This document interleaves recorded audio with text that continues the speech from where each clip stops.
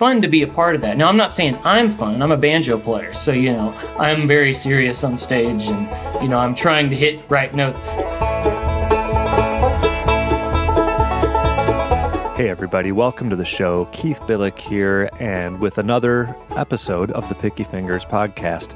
I'm really glad to have you joining me. I really appreciate all of you listening, but one of you in particular I appreciate even just a little bit more, and that's Matt Hermstead. And Matt gets this extra special appreciation because he is today's Patreon supporter of the show. Matt took up playing banjo a couple years ago in his retirement, and he was living down in Argentina, but I think he's moving back to the States now. I could be wrong, but anyway, the reason I know all these things about Matt is because he is a frequent visitor to the Picky Fingers VIP Lounge. Now, all of this is tied together because if you want to be a supporter of the show, you can go to patreon.com/banjopodcast. You can sign up to support the show, and then you also get invited to these VIP lounge meetups, which are basically video meets with myself and your fellow listeners. And we discuss, all of the really important things in life, such as banjos and banjo tunes and banjo picks and stories about banjos, all the important stuff.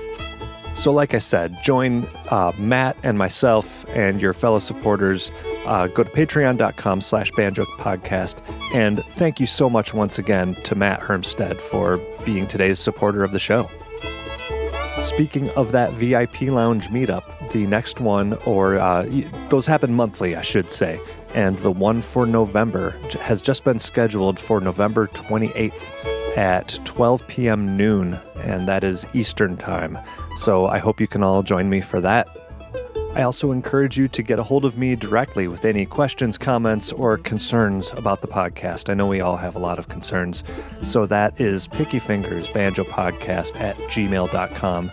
I always love hearing from you listeners. It reminds me that there are actually people out there, and I'm not just talking into this microphone in my basement for no reason. So yeah, hit me up with any of that, and we can keep in touch.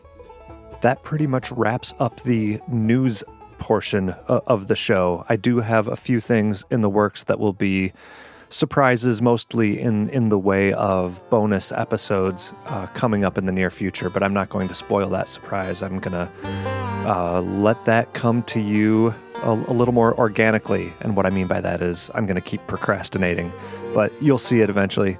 Just make sure you are subscribed to the show on your favorite podcast app, and those will pop up as soon as I get them done.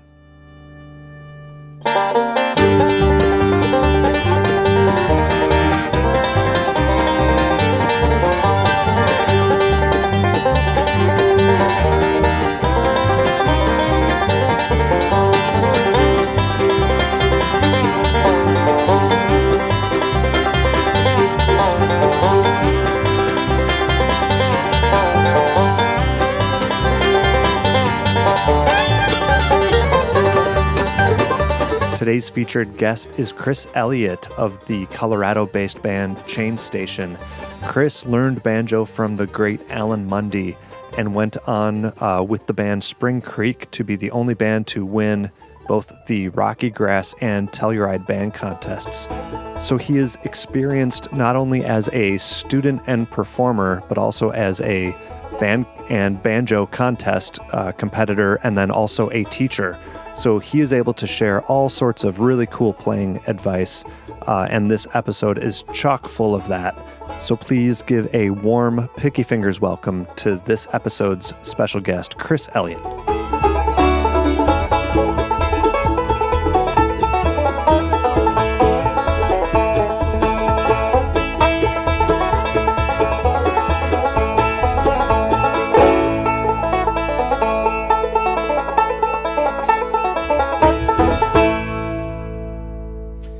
So my name is Chris Elliott. I'm from Houston, Texas originally, and I live in Boulder, Colorado.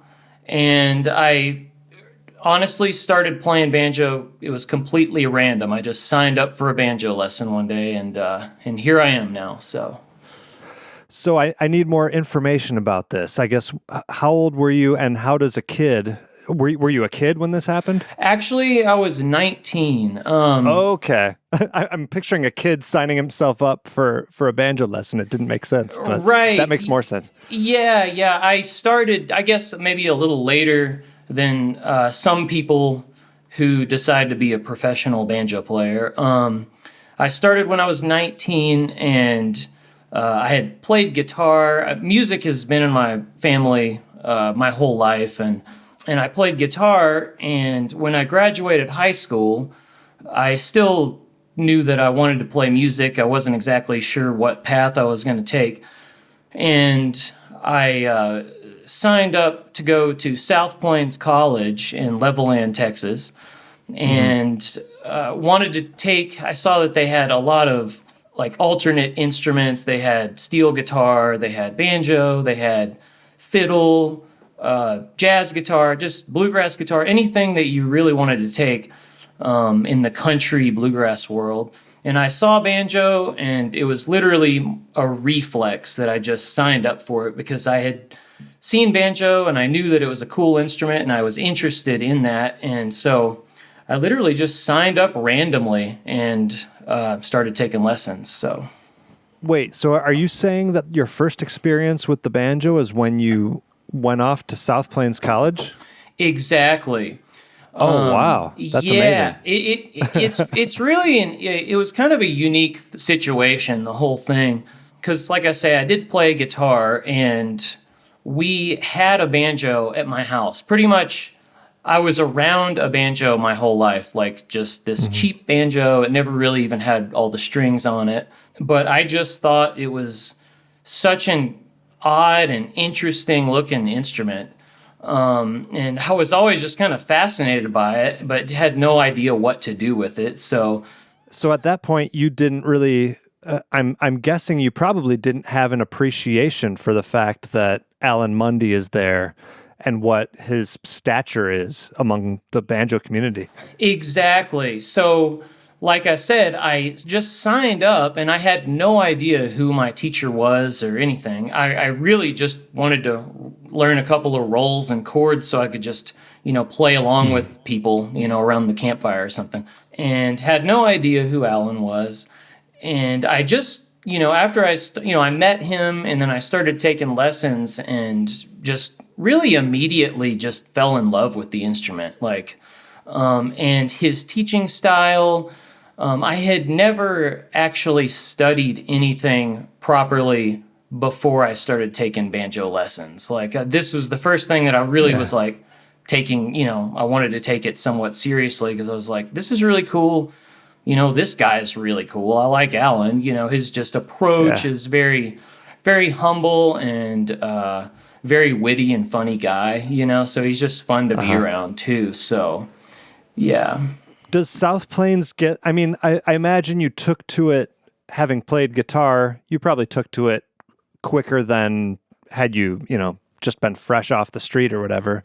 But does South Plains get a lot of beginner level students on their instruments? Yeah, actually they did. There was just, I didn't realize that. Yeah, to be honest, when I was there, I thought it was really kind of crazy because there was this older guy, probably in his 70s, who moved to Levelland from England and lived in Levelland from England, and he just started taking banjo lessons there, and he just loved it so much. He was just like, I love banjo, and he's like, I'm staying here for the rest of my life, and he did.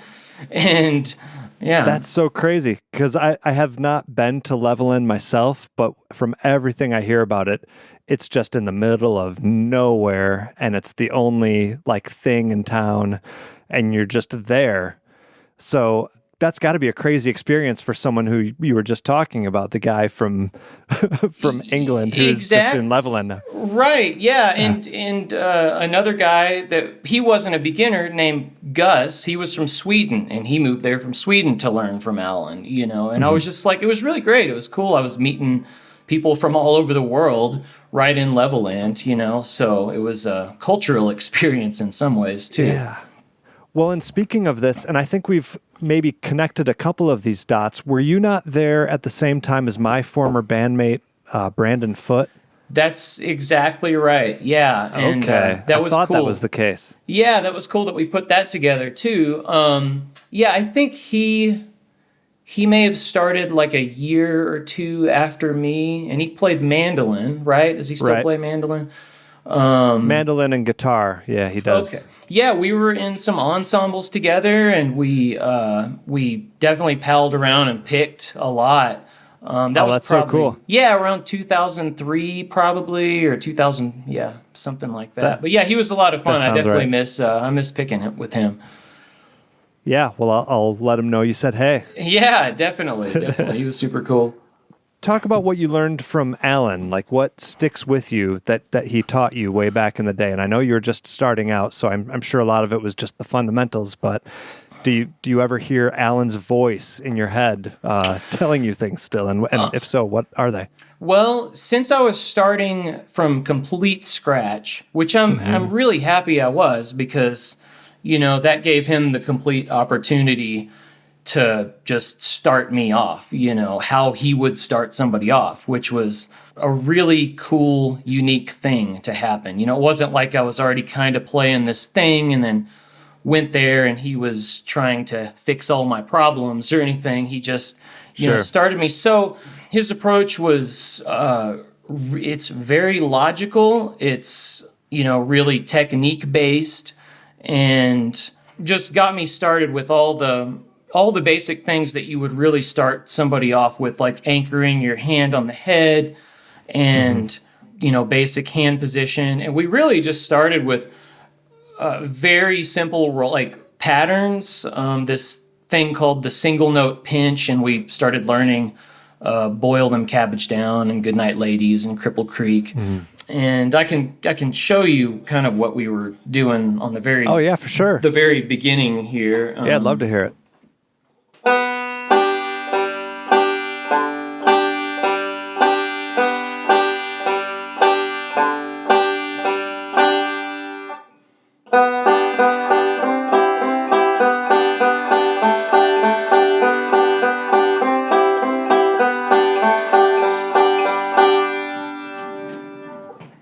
So just to give you a slight example of just the first things that I ever played on the banjo there. So then tell me about the rest of your experience as you started to advance a little bit while you were there. What kind of things did Alan really have you do that maybe are even still part of your repertoire or your techniques that you like to use? Yeah, so one thing that I kind of value more than anything else that I've learned on the instrument is the way that he showed me how the fretboard lays out in a very linear way with using single string, like single note scales, or scales on single strings. So like say all the way up the first string, say the G scale, and then the G scale all the way on the second string, and then the G scale all the way on the third and the fourth. So what I started doing there, this is kind of just besides songs, I was learning tunes and stuff as well, but just this kind of made me envision the neck in a really logical way, to where it was also, he calls it roll logic, where each string has a certain set of rolls that work for that particular string. So for the first string, I had this set of rolls that I was using for the first string. So I could play melodies, like very simple melodies I would start playing on the first string. And then I would do the same thing with the second string, and I would just explore that scale just in G at first. And then I would use specific rolls like a forward roll or like a Foggy Mountain breakdown roll that works on the second string. And then I would do the same thing on the third, and that has its own set of rolls that you can do, probably, 4 or 5 basic ones. And then that's when I started putting all the intervals. I'd combine the scales, and then I put all the intervals on different strings. So I'd be playing my thirds, say, on the first and second string, and then the same rolls plus a few more would apply to that. And then I would play my sixths, say on the first and third string, all the way up using specific hand positions with roll patterns. And so that just was just a great way for me to visualize it. And then beyond that, you start to put your triads together and you see how it all builds up in this logical way from one string to two strings to three strings. And then I could see the whole key, like whatever key that I was on. If I was in the key of C, I could figure all that stuff out in C and it'd just be right there, or in G. I worked in G for, a really long time before I had to really even do anything else. But it's great because it's a great way to see the fretboard. Hopefully I'm describing this stuff in an understandable way. I think so. It sounds really like what it boils down to is he told you how to find what notes you want to play, and then once you find those notes, where depending on where that note lies in terms of the string you have to play it on, you have these tools to help you play it properly. Right. So it just kind of cut out a lot of guesswork, like what roll do I use for the first string? I had like 5 rolls that worked for that. So I could just, and you have the choice of what string you would like to place the melody on. So, and then if you want to make it sound a little bit more advanced, you can play the melody with sixth or thirds or different, whatever interval that, you want to do with that. So are you able to easily demonstrate the different rolls that might work for each different string, just so people can kind of hear how that lets those notes jump out a bit? Yeah, exactly. So I'll just all right, so I'm going to start with the first string, and then I'm going to use a forward roll on the first string.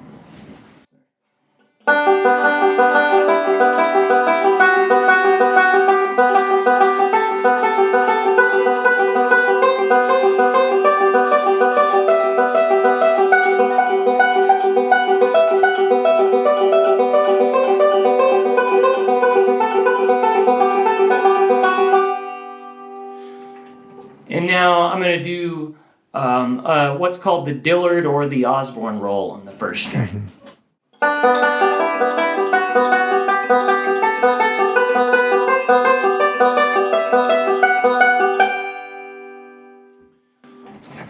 Now I'm going to do a Foggy Mountain Breakdown roll on the second string.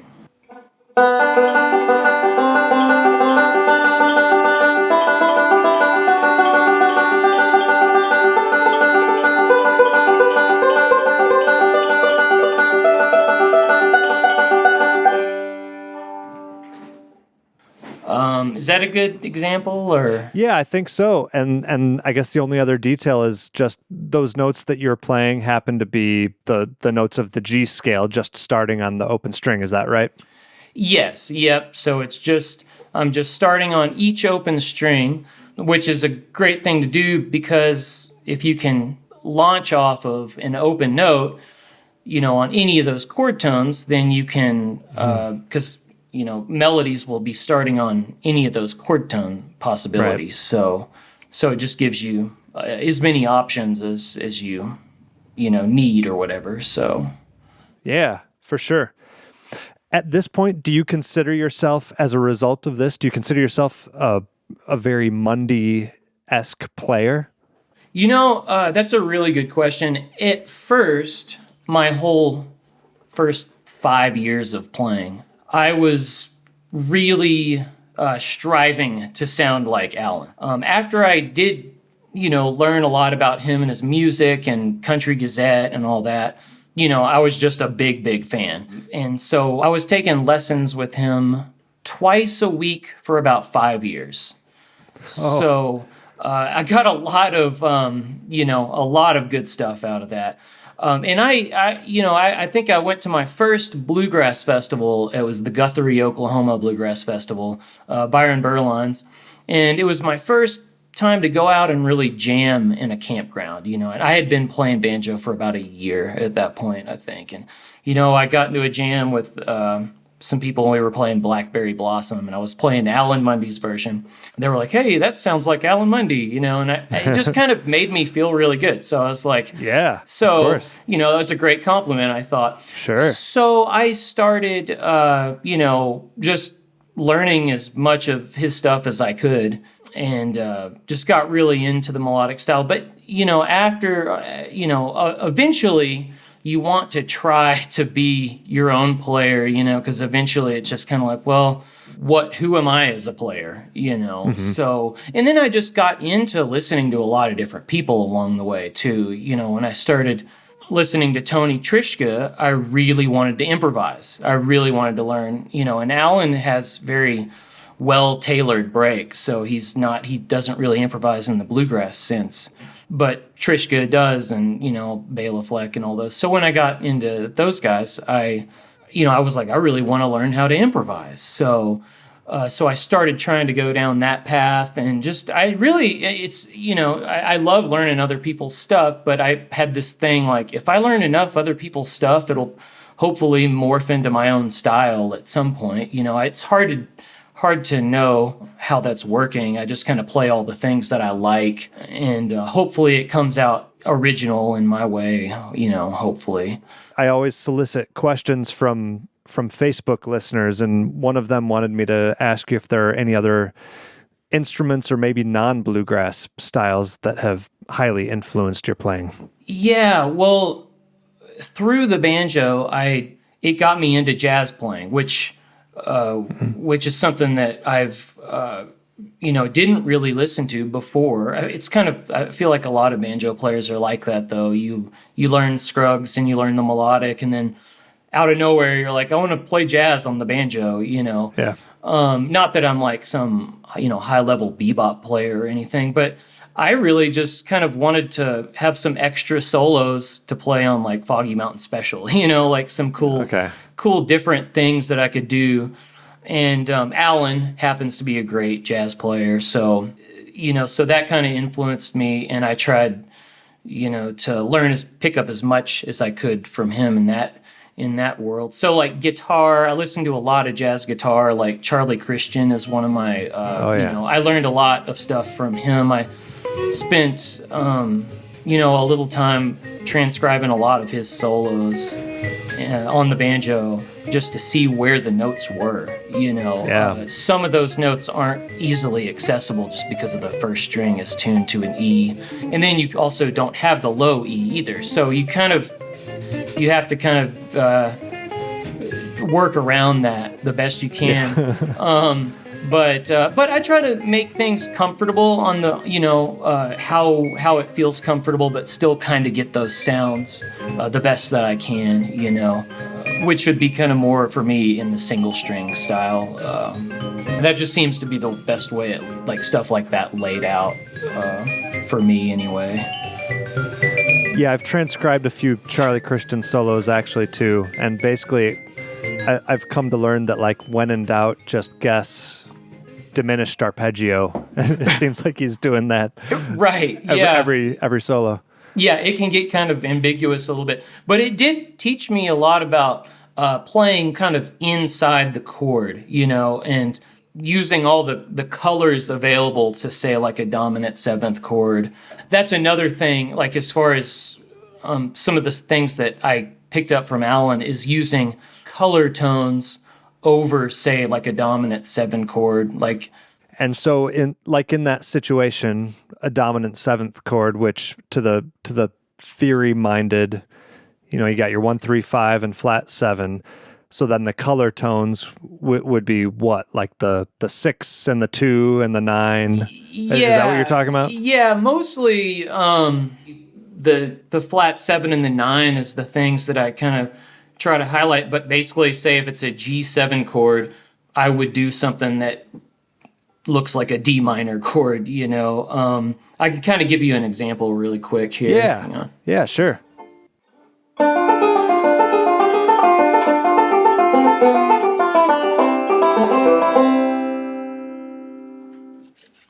That's just kind of one little passage that kind of Alan's stuff, types of things that I like to use to, kind of jazz up maybe a normal sounding bluegrass tune. And there's some, a lot of other things you can do, but Are there any other specific like techniques or approaches that you think are essential to your personal style that you find yourself using a lot?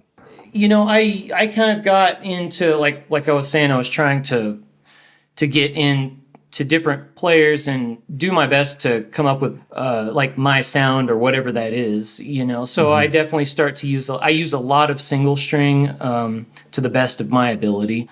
And obviously, we all know that's a really difficult thing to do on the banjo. And so I just embrace my limitations as much as I can on that. And when it comes to speed, I kind of evaluate the speed and just see if it's something that's going to come out naturally or not, So when I am playing single string, I use a lot of, your basic scales. Like I was saying, I play the scales up each string. Well, I also kind of learned them across, like, I guess, in a horizontal way, but just kind of going through all the modes in that way, which I think a lot of us do this, but...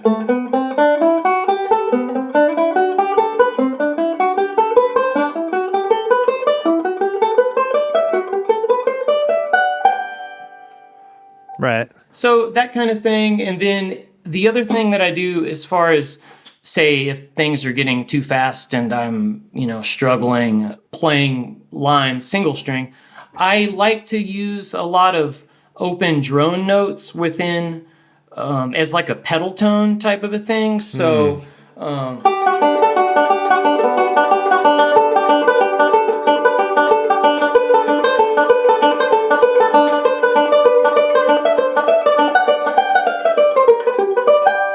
So yeah, cool. Things that I can rely on that are going to get me through higher tempos. And I actually really, I know it's kind of a trick, but I really like the sound of those drone strings. I mean, you can't do that in every key, but you can do that in, G and a lot of other keys you can utilize those open strings in. Sure. Key of C and D for sure. And then if I'm playing, I kind of would use the jazzier sounds over just something like, say, a blues. Like if it was just any kind of 12 bar blues or jazzy blues you might run into at a jam or something. And then I really just try to outline the chords as much as I can.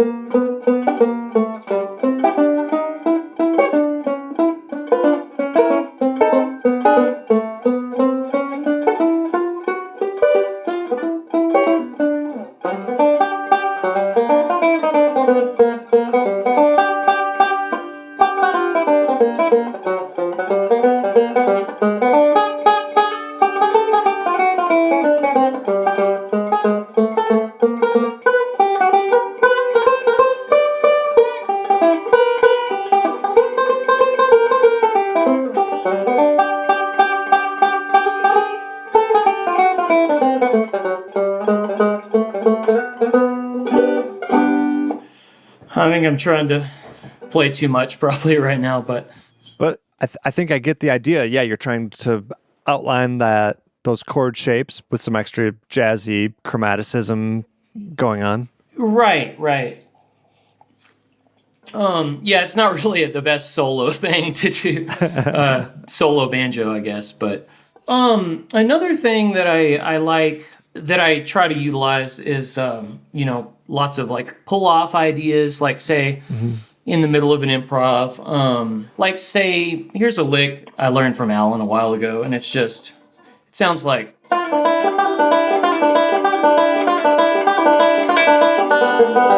So I would take an idea like that and just try to expand on it, and I would kind of move that maybe through the scales and then try to just expand on like a line going up the neck.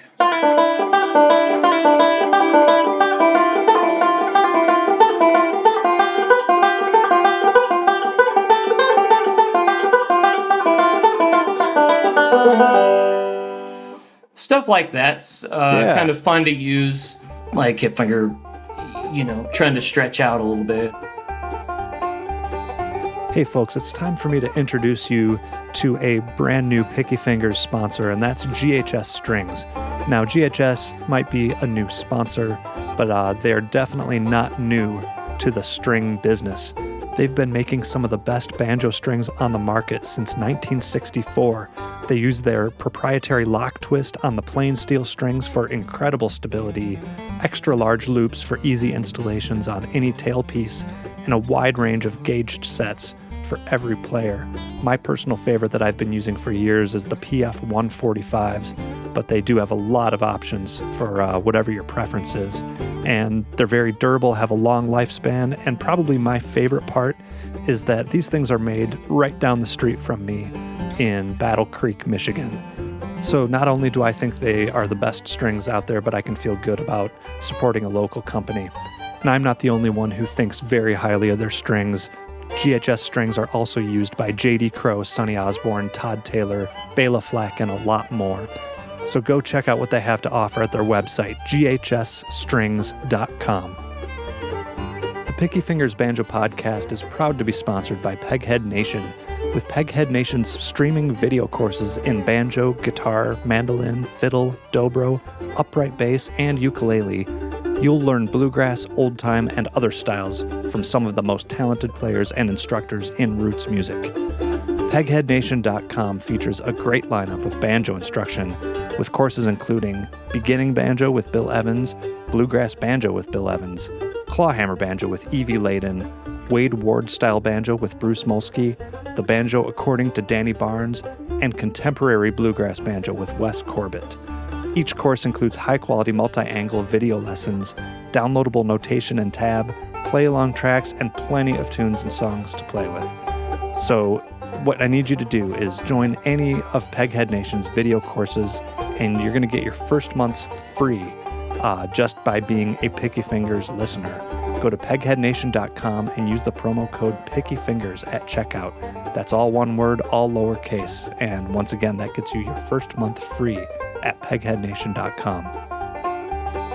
The Picky Fingers podcast is also sponsored by Elderly Instruments, which is the world's most trusted source for new, used, and vintage fretted instruments. We all know how cool it is to be able to support the locally owned mom and pop businesses rather than going to the big box stores. Well, with Elderly Instruments, you're getting a place that's been family owned since 1972, located in Lansing, Michigan, but they do ship worldwide. However, shopping at Elderly Instruments doesn't mean a compromise in quality. They have a vast selection of acoustic and electric guitars, banjos, ukuleles, mandolins, and all the accessories and books you might need. They have a world-renowned repair shop that sets up all the instruments, and perhaps most importantly, a down-to-earth knowledgeable sales staff that is there to help you with anything you need, from advice on the high-dollar vintage instrument that you're looking for right down to what picks you should buy. They're happy to help, and they're just a phone call or an internet search away. Go to elderly.com or call them at 517-372-7880 and tell them Picky Fingers sent you. Let's transition and talk about some of these contests. I was reading up, and if I remember right, you were with Spring Creek when you won both, the Rockygrass and the Telluride band contest within a year? Yes, yeah, that was a really amazing time for sure. We were just we all met at South Plains too, so that's kind of an interesting part of that. We were all students there, and all started the Spring Creek Bluegrass Band and ended up moving to Colorado, and we moved to Lyons, and it was kind of like this big deal. We were just kind of getting started and really excited about playing. We were just, we had just recorded our first album, Rural and Cosmic Bluegrass. And the idea was we were going to go there and we were going to try to win those contests. So, it was just a time where we were really, really hungry for, playing and doing well. So we just kind of worked up our best stuff. It was, they're really intense, but it was really good for us because it made us really hone in on our arrangements and our tunes, and made us figure out what are some of our best songs. And we also studied a bit with Sally Van Meter in town about, it was kind of almost a pre-production session that we had with her. And, she really helped us out a lot as well. Well, I'd really love to hear about what you think she told you that made a difference, or even apart from what she told you, what is your general advice to bands who might have that as a goal of theirs? Yeah, she was great, and she produced 2 of our albums as well. So we've got a lot of time to work with her. She's really good at just helping you kind of, condense your arrangements, come up with really great arrangements. She's just really encouraging. She's just really a really encouraging person to work with. Yeah. As far as specifics, I can't remember any exact changes that she made to our music, but she just helped you get the best out of your solo. I'm talking from the studio standpoint. She was in the booth all the time, and when you're trying to get your solo out, she just would just help you get your best take, just kind of, but she would, tell you, hey, this is the last take too, she'd so she put a little pressure on you, but it was just in a really good way. It was like a really positive way, and always made you, we always felt good about what we were doing. But yeah, from my standpoint, any advice for bands, figure out what your best tunes are. I think first off is one of the things, and it can be kind of difficult, because somebody might feel really good about this song, but maybe it's just because they're emotionally attached to it, but somehow try to work through that and just figure out what your best material is, and just work on that stuff a lot, really. We were practicing every week for, quite a few years. So, just lots of time together as a band. We were just together. We lived together. We were, we were touring. We were working jobs together. We were just around each other. So it was like a family, Yeah, it was kind of a special deal. Just really going for it too. We just hopped on stage and were just kind of give it your all, Yeah, I think that might be the thing that makes me take notice, because I think a lot of people's intuition is probably very similar to being in the studio, where you're on that stage and you want to do so well that maybe you play it safer instead of really going for it, and maybe that's not the right thing to do. Yeah. And that's a good point. At that time, I wasn't really into improvising at that point either. I was I was arranging solos, and that's just how I played it every time. Yeah. That's kind of how it started with my playing. And the same with the banjo contest as well. I won the banjo contest in 2007, and I think I played. Oh, great. That was a hell of a year for you, man. It was a good year. Yeah. We're still the only band that had that won the Telluride and Rockygrass in the same year. So really? we hang on to that. We try. I think I had worked up. I had done a couple banjo contests before I won this one. I think I'd done it 2 times before. And I was trying to play things a little bit too difficult, I think, and I was also, you just get nervous up there too, it's just easy it's easy to lose focus. This time I kind of tried some different things, and I was like, I'm just going to try to work out breaks that are very solid. I worked up, Clinch Mountain Backstep, Theme Time, John Henry, and Shenandoah Valley Breakdown. Those are my 4 songs of the year. So those are real meat and potatoes kind of banjo tunes. Yeah. Right. And maybe that wouldn't have gone over the same way like at Winfield, but I was like, just work up something that you can play. And that's what I did. I probably worked on them for, 5 months every day before the contests, or as much as I could anyway. And I played those same breaks, and I played them note for note. And some things were, I threw some melodic, basically the solos were kind of like a very straight ahead first one, and then I'd do like an up the neck thing, and then I maybe would do a combination of like melodic and, just combine some different ideas. But yeah, I mean, I don't remember missing one note. It just somehow I focused right through that one, and it worked out. It almost felt like a miracle, but I know that it was a lot of work too.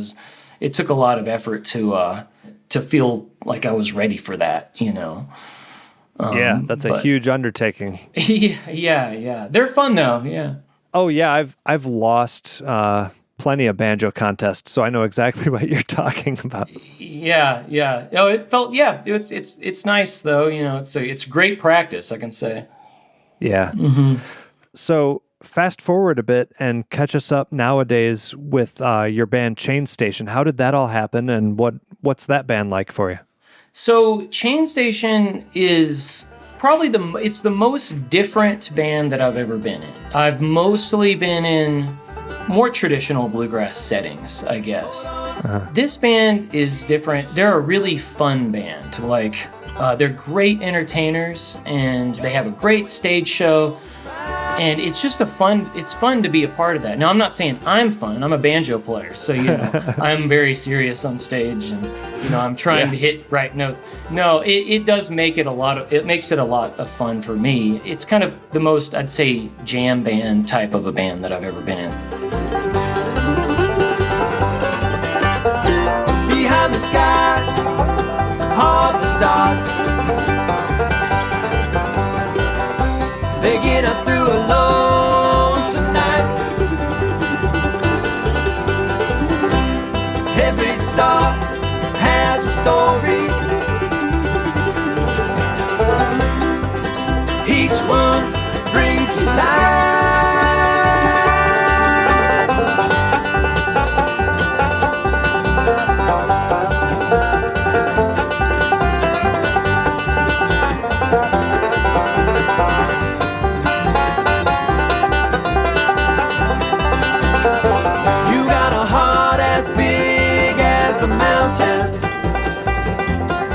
I was, wanting to be in a band where we can stretch out, which we do. We take a lot longer solos. We have, that's guitar, mandolin, bass, and banjo, and fiddle right now in that band. So, and yeah, we were very busy this summer. We went out, we did a Midwest tour for, we were out for 6 weeks straight, so. Did you come to Michigan? I don't remember hearing anything about that. We did go to Michigan. Oh, dang. I'd have to look up our schedule to remember exactly where it was. It was a really long. It might have been, hours away. Who knows? Let's shift gears slightly. Talk about your new banjo school that you have going. Tell people what's your approach to that, how it's set up, and I guess what people could expect if they look into enrolling. Sure. So this is called Elliott'sBanjoSchool.com, and it's a video lesson website, and it also includes downloadable tablature with backing tracks too for tunes, and it has beginner, intermediate, and advanced levels. So it's a subscription website. So if you sign up, it's very simple, and you have access to all the videos. So it's just kind of by month basis. You have 1 month, you could do a 6 month, a year, or a lifetime subscription. So, and it felt like a pretty big accomplishment because it's kind of the hardest thing that I've ever done in my life, other than probably learn the banjo. My cousin built the website at Burke Creative. So if you're interested in a good website, burkecreative.com. And he built the website, but I basically filmed all the video lessons. I had to learn how to do all this during the pandemic. Basically, when the pandemic happened, I just kind of started practicing, and that's what I did for the first couple of months. And I was just kind of like, oh, cool, I get a lot of practice time. I'm getting some time on my instrument. And then I was like, you really should probably do something else. It was something I had in the back of my mind for years to build something like this. So I just kind of made the decision and literally had to Google every step of the way or YouTube everything about it. Like I had never even, film edit. I really just kept it pretty low overhead. And I mean, I used all the practical things, my phone, and it works out great. And I use iMovie to do it. So, but I'm real happy the way it's coming out. And so cool. far my students are enjoying it. So Something that caught my eye, I was looking through the website for the school, and I saw on the list of topics is learning and expanding on improvising, which I think is interesting because it seems to be one of those topics, improvising is, that everyone is interested in, but it's really tough to teach. You know what I mean? It's a tough thing to explain to people how to do. So I don't expect you to like give away your class right here. No. What would you say is your approach to improvising or to working on improvising? How do you practice that? Sure. I feel like there's lots of levels of improvising. So you could just improvise in the Scruggs style just by altering rolls and licks is one way. For somebody who was just, playing specific solos and they want to try to branch out a little bit, just try to alter certain licks, like different rolls. Like here's one, this is just a very small example, but this C7 lick that Scruggs uses a lot, and it's index at the 5th fret, 2nd string, and pinky at the 1st string, 8th fret. So you could just start with something very simple like a forward roll. That would fill up 2 measures. Well, then try doing a forward and a backward roll.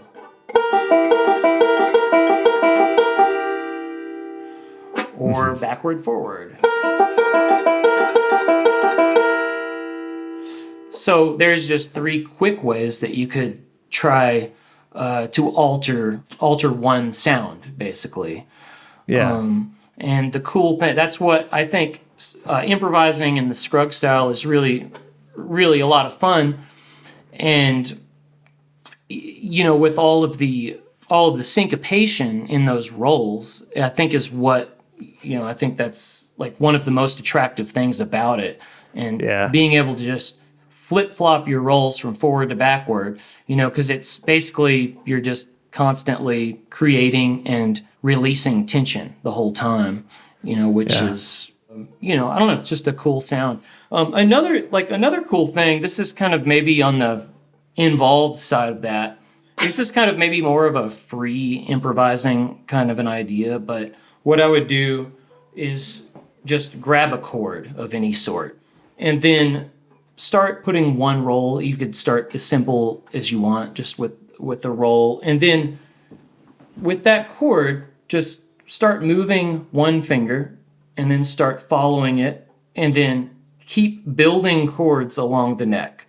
So you're just kind of creating new left-hand positions. So like here's like one example. I'm just starting up at the high F-shaped G position with pinky on the 17th fret. So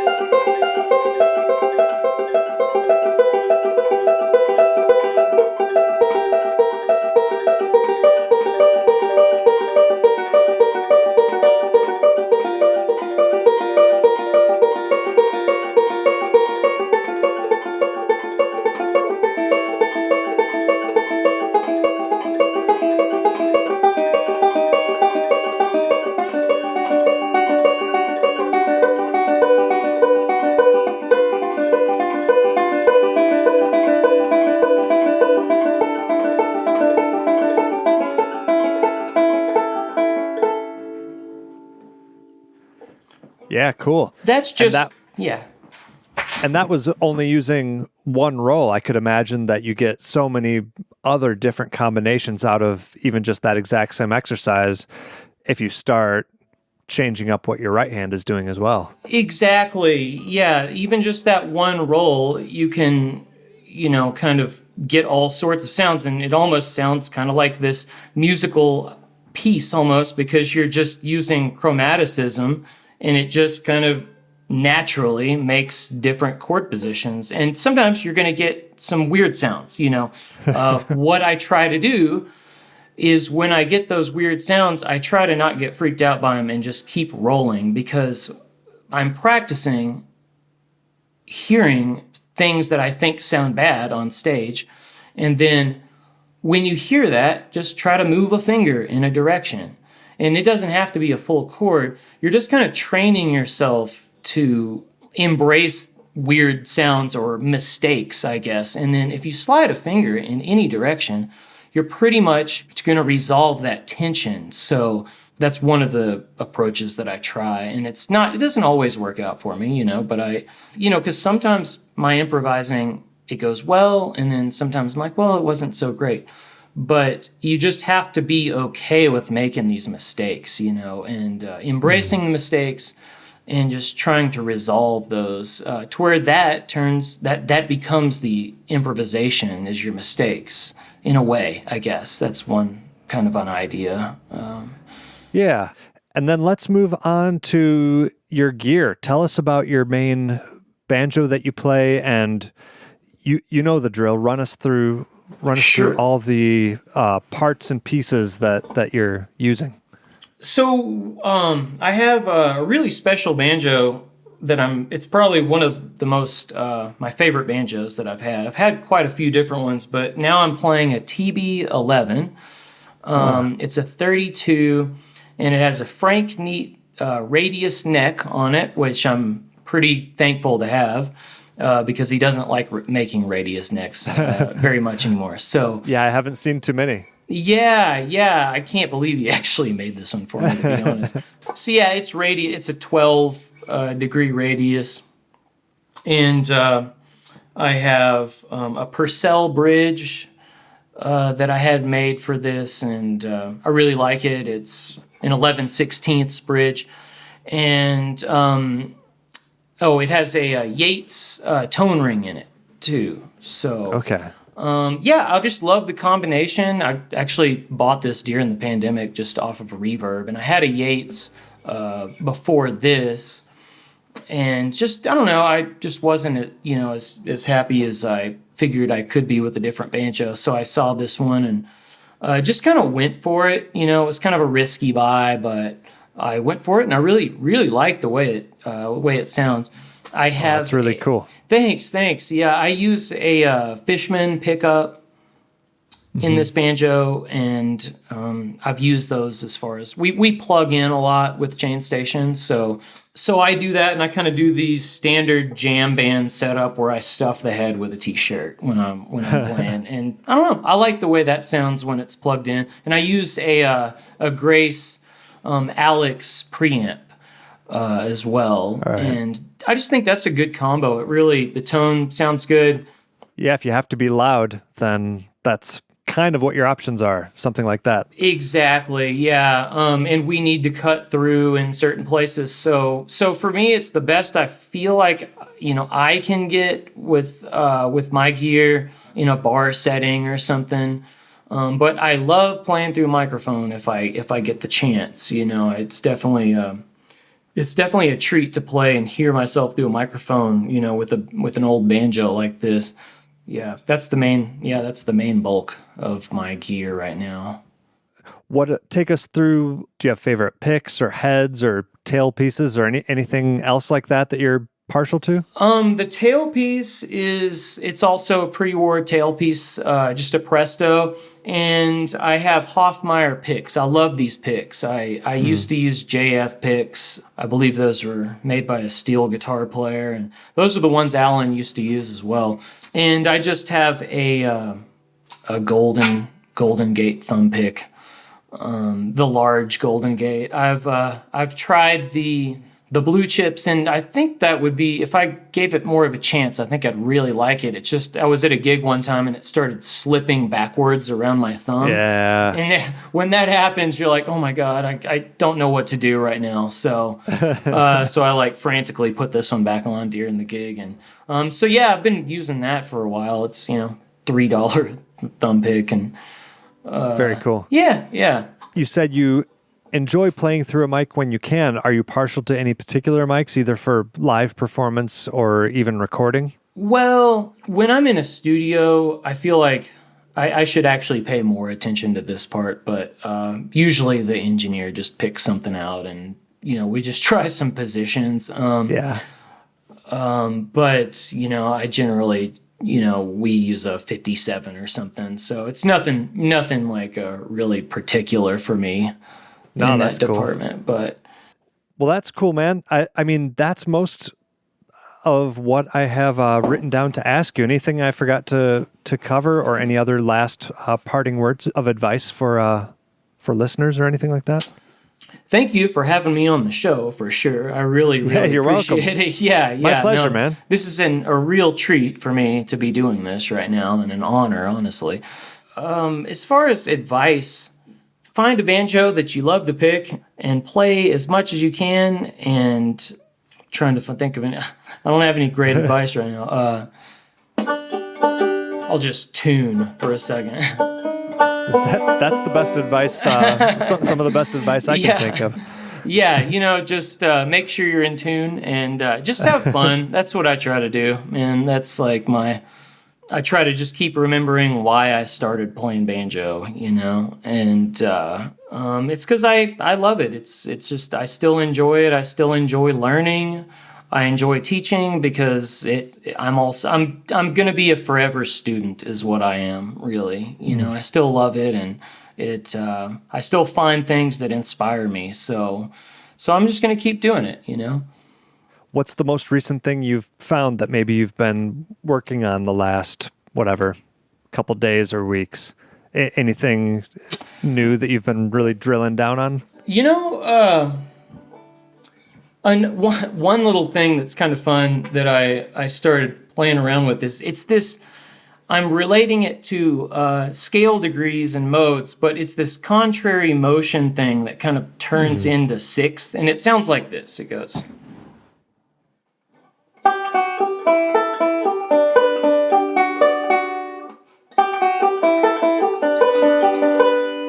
So my intervals sound like this.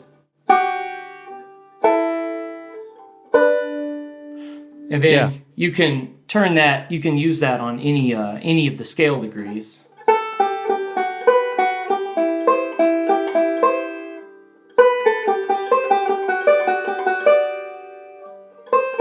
Oops. So, what right hand pattern are you using for that exactly? So what I'm doing is, let's see. So basically, the right hand pattern is just going middle, index, thumb, index, middle, and it just kind of keeps going back and forth between that. But I kind of like this because I don't really I haven't really been super into learning like licks per se. I try to find things that I can, just like a concept that I can move around, and everything that I do just kind of helps me tie the fretboard together. And this, you can kind of move this idea around. But it kind of leads you into the sixth. So if you are improvising and you have a particular chord that you want to start your solo on, you can start with that roll and then kind of just continue on with your sixth if that's the sound that you want to hear. So like.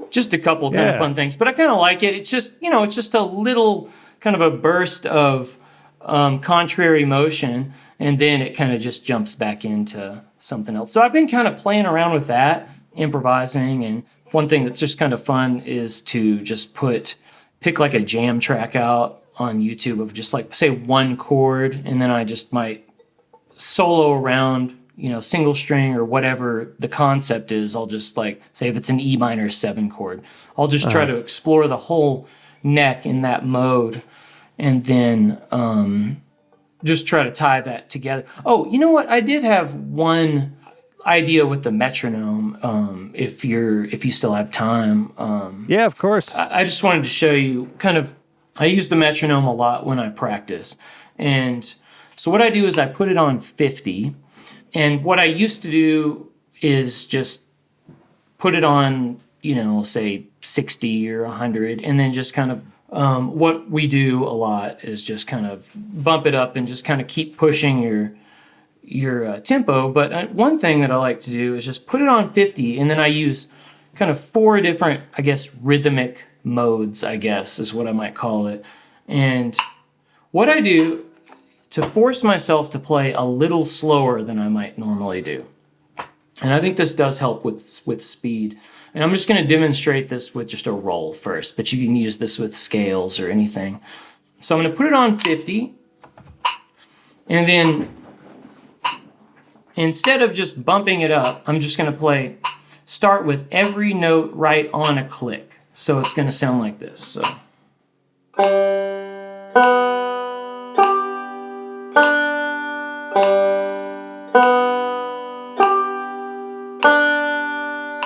So I'd start there, and then the next one, I would double that. So I'm going to go 1 on and 1 in between. So I'm going.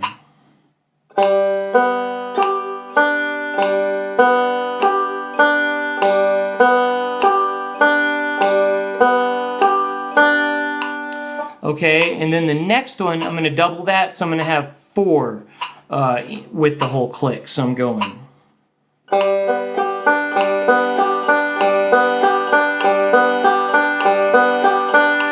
And then I jump to 8, so I'm going to have 8 in between each one. So I'm going.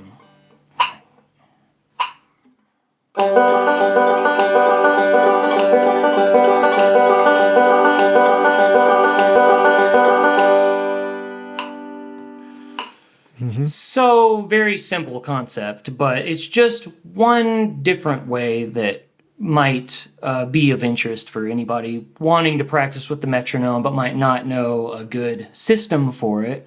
And that works really great with more difficult stuff because it makes you start way slower than you might normally start and is very honest with yourself, because the most important one is the first one where every note is on a click, because you're getting to analyze like how you're actually hitting the string, and you're getting to work on, letting that note really means something when it's that slow. That note really matters. So like, if you were just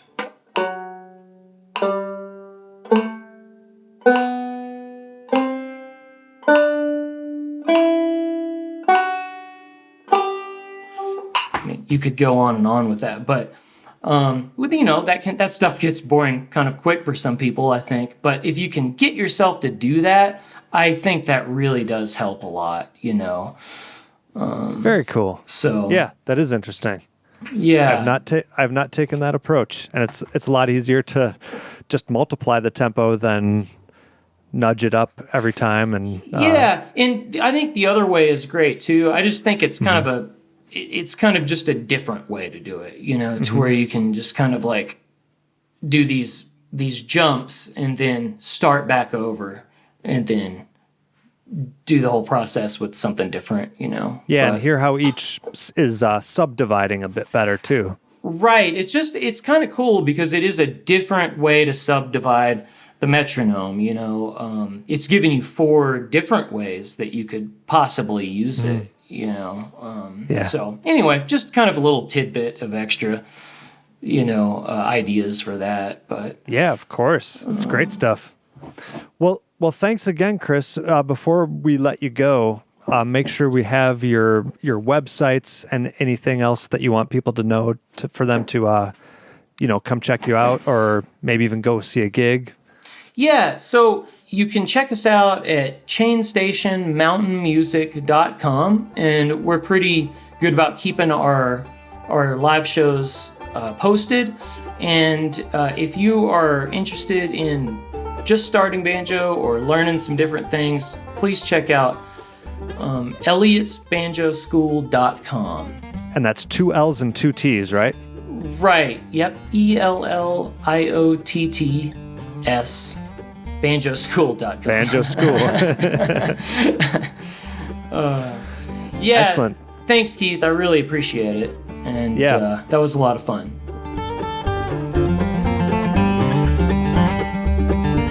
Thank you so much for joining me for this episode of the podcast. The song clips you heard in this episode were Under the Gun, performed by Spring Creek, 7 Come 11, performed by Benny Goodman Orchestra, and Mother Nature, performed by Chain Station. Extra special thanks once again to Matt Hermstedt, today's Patreon supporter of the show. Go to patreon.com/banjopodcast to become a supporter yourself. And that is also how you get invited to the monthly VIP Lounge video meetups with myself and your fellow listeners. November's VIP meetup is scheduled for Sunday, November 28th at 12 p.m. noon Eastern Time. Hope to see you all there. Contact the show, pickyfingersbanjopodcast@gmail.com. And that's going to do it for this episode. I'll see you all next time.